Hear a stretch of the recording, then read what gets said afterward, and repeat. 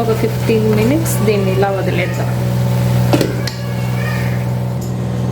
నా స్టైల్ చింతరసం ఎలా చేయాలో చూపిస్తాం. పల్లీలు, పెప్పర్, మెంతి,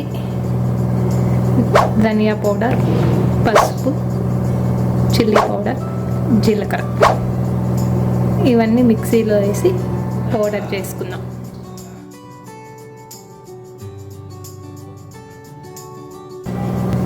మెయిన్ మనకు కావాల్సింది చిన్న ఆనియన్స్.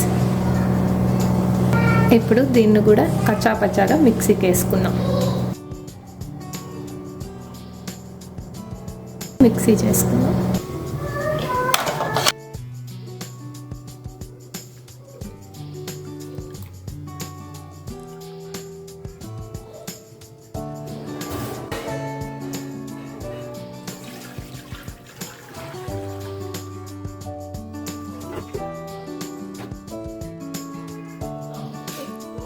ఈ చింతకాయ వాటర్లో ఇవంతా మిక్స్ చేసుకుందాం.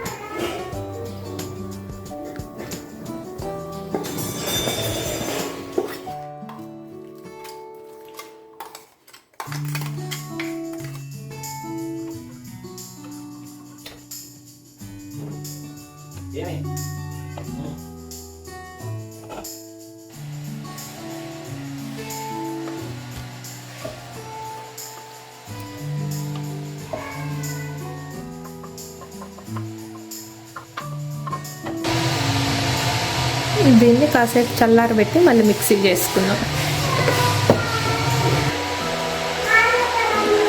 కొంచెం పుదీనా, కొంచెం కొత్తిమీర. దీన్ని ఇప్పుడు మిక్సీ చేసుకుందాం.